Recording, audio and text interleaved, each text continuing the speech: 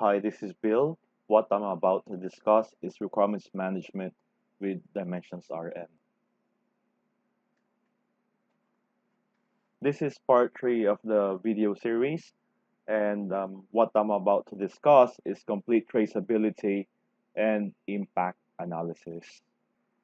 Now, if we go to the reports tab, and as you can see, the hierarchy um, of the relationships, we have class reports, relationship reports, and going down to the traceability reports. Now, in the traceability reports, we click into the e-photo marketing requirements trace. And here, as you can see, the parent is the marketing requirements, and its child is product requirements.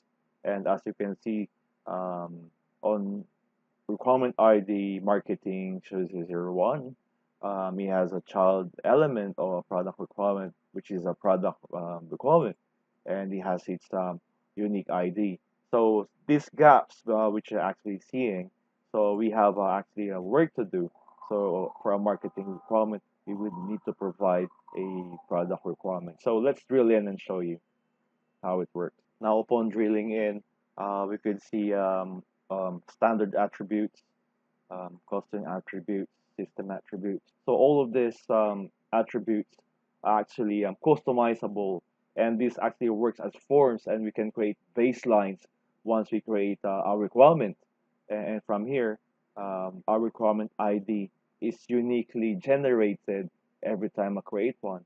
And from here, we can also create a title, and below the title, we could create a data or a description of the title.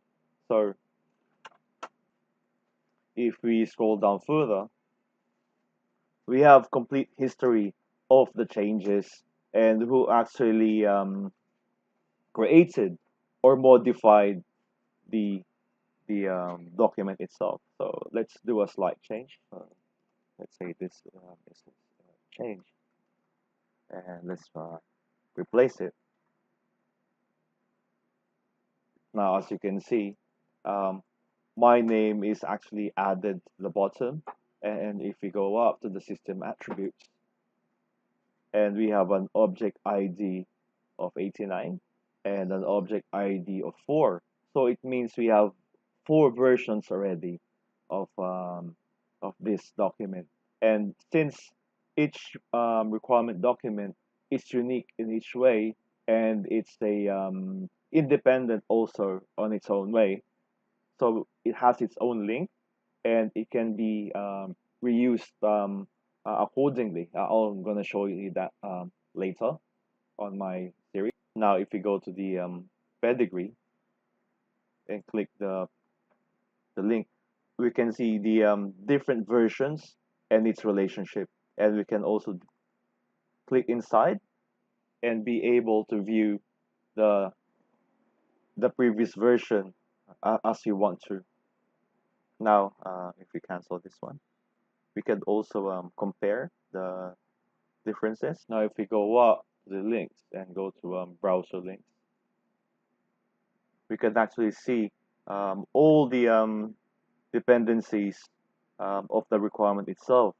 So with this marketing requirement, we can actually see that they're actually used on different product requirements. So on each flow or circle, we can actually just double click and view another marketing requirement is actually using the same product requirement.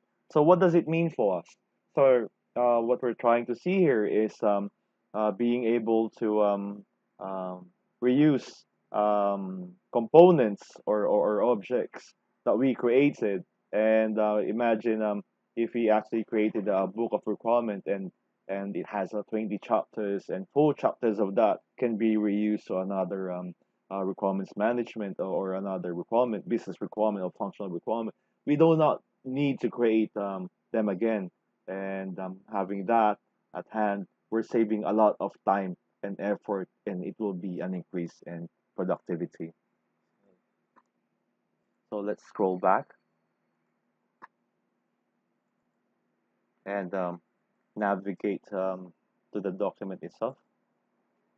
Now let's go to the e-photo requirements document. Now you can actually see the hierarchy from the e-photo requirements. Um, so so now if we go to the right, you can actually compare documents, and from here we can actually see the base version if the way you want to, and use the current version and be able to compare. And from here, upon comparison, we can actually trace what is added, what is removed, and what is actually changed, and what are the unchanged requirements. Now, being now having the capability of tracing, having a baseline of forms, it actually prevents ambiguity, traceability of relationships, of old versions and revisions. So the impact of that to you will have improved productivity, improved standards, and improved quality. So this is the end of my video. Please continue watching my Dimensions RM video series.